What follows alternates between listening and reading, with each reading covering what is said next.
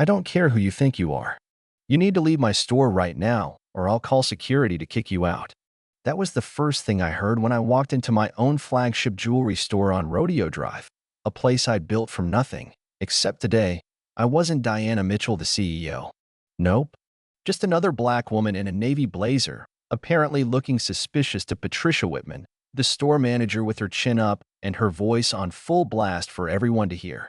My hands were trembling, but not with fear, just that kind of barely contained anger you get when you know, deep down, you're about to let someone hang themselves with their own rope.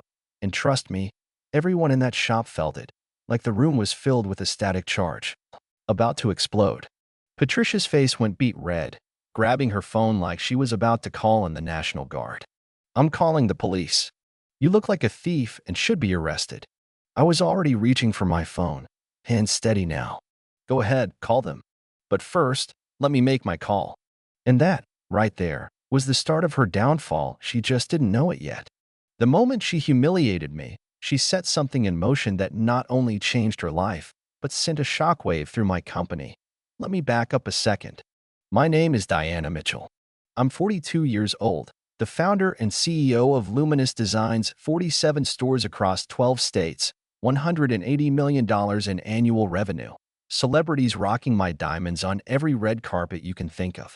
And you know what? I still drive my old Honda Civic. Why? Because every time I slide behind the wheel, I remember the broke college grad who started this journey, not the woman on the Forbes list for 8 years running. Every morning, I put on my grandma's tarnished silver bracelet, roll up my sleeves, and pick a store to drop in on, unannounced. Not to catch people out, but to make sure no customer ever feels like I did, like they didn't belong. Because that's the thing, every inch of Luminous Designs, every sparkling diamond, every polished glass case, is there because I wanted to build something better than the world that shut me out. Now, my Beverly Hills store? That's my crown jewel. $2 million a month in sales, Aurora collection right in the center, a $350,000 necklace that I poured my soul into designing. Patricia was the manager, old Connecticut money, blazer pressed so crisp you could hear it rustle. She saw her job not just as running a store, but as being the gatekeeper of exclusivity, you know? Deciding who was worthy of the luminous experience. Working for her was Kevin, my assistant manager, sharp, young, hungry, nothing like her. Then there was Ashley, sweet kid, still in art school, just wanted to help people. And Marcus, the security guard, 45, supporting his whole family, grateful for a second chance. That day, I parked my Civic right out front and walked in, caught a few side eyes, but hey, I'm used to it. I didn't even notice the crooked display case at first. I just ran my hand over my bracelet, walked up to the Aurora collection, and right on cue, here comes Patricia, smile a little too wide, voice all sugar and steel. Are you looking for something special today? I told her I wanted to see the Aurora collection. Her face twitched, just a fraction, and her tone got sharper. Those start at $200,000, she said, like she was warning me off. I just nodded. I'd still like to see them. She had no choice but to open the case, hovering over me like I was about to snatch something. But I leaned in, pointed at the necklace. That cut's Colombian. Flawless clarity, but the prongs could be tighter. She blinked, clearly rattled that I could spot flaws most jewelers would miss. Then the front door chimed. In walked Mr. and Mrs. Blackstone, old money regulars. Patricia lit up, ran to them, left me standing next to the open display case like I was invisible. She gushed over them, champagne, comfy chairs, the works, while I just stood there, listening to her tell them, "Sorry for the delay, we get all kinds wandering in here," shooting a glance at me like I was dirt under her shoe. Ashley, bless her, tried to step in and help me, but Patricia shut her down with a single glare. So I waited. 15 minutes. I watched Patricia treat the Blackstones like royalty, never once asking for proof they could pay. Finally, I walked over and interrupted, kept my voice calm. "Excuse me, I'm still interested in the Aurora piece." Patricia rolled her eyes. "Maybe you'd be more comfortable with our cheaper fashion jewelry section." My jaw tightened, but I just said, "I'd like to purchase the Aurora necklace." She laughed in my face, actually laughed.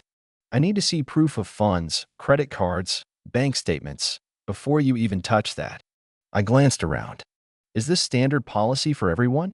She lied straight to my face. For purchases of this magnitude, yes. I'd watched her hand Blackstone's rings worth twice that. No questions asked. Get out of here, she hissed. You don't look like you can afford it. Probably here to steal. And that's when I said it. I won't get out. The room froze. Patricia, wild-eyed, snapped, "You're causing a disruption and possibly a thief." Phones came out. Customers started filming. Kevin tried to intervene. Patricia, maybe we should, she cut him off, screeching at Marcus to throw me out or they'd both be fired. That word, fired, echoed in the marble air like a gunshot. I finally let the cold fury in my veins settle. Pulled out my phone. You want to talk about firing people? I dialed a number. Don't you dare record this. Patricia shrieked. I'm not recording, I said, voice steady as steel. I'm calling my board of directors. That's when things really went off the rails. Patricia went pale. Ashley started frantically scrolling on her phone. Kevin's eyes went wide. Even Marcus looked like he'd seen a ghost. Sarah, it's Diana Mitchell. Emergency board meeting. Now. The word Diana Mitchell finally clicked in Patricia's mind. The color drained from her face. Kevin and Ashley, meanwhile, pulled up the latest newsletter, my face, front and center, CEO Spotlight, building dreams, one store at a time. Reality hit Patricia like a semi. The store was dead silent, everyone watching as I finished my call. I looked right at Patricia. What do you know about Luminous Design's founding principles? She fumbled, annoyed, so I reached into my purse and pulled out my business card. Diana Mitchell, founder and CEO. The noise she made, half sob, half gasp, told me she finally understood. She tried to backtrack, blubbering about kids and mortgages and just protecting the store. I didn't buy it for a second. You meant every word, I told her, voice so quiet but sharp enough to draw blood. Every look, every assumption. Cameras caught it all. There was no escape. Clear out your desk, Patricia. You no longer work here. She collapsed, sobbing, makeup smeared, hair a mess. I turned to my employees, Kevin, who tried to intervene. You're now the manager. Ashley, who showed compassion when nobody else would. Assistant manager. Marcus, who stood his ground. You get a raise and a commendation. And that, my friends, is how you build a company not just with glass and diamonds, but by rewarding people who do the right thing, even when it's hard. Patricia begged for mercy, claimed it was one mistake. I shook my head. No, this is a pattern. You can't train away prejudice. You can only choose not to act on it. And today, you chose wrong. As she packed her things and slunk out the door for the last time, I watched her go. No satisfaction, just the quiet certainty that sometimes justice isn't about shouting. It's about holding the line and letting your actions do the talking. I straightened that crooked display case, felt symbolic. You know? Customers watched me, still filming, still trying to make sense of what they'd seen. I apologize for the disruption, I said to them. This is not the luminous standard. An elderly woman thanked me for handling things with such grace. Kevin asked, how did you stay so calm? I told him, my response defines me, not their actions. Loud isn't always right. Sometimes strength is quiet. Looking into one of the phones filming, I said, I didn't build this company to prove I belonged. I built it so everyone belongs. I held up my grandmother's bracelet, a reminder of every battle I fought to get here.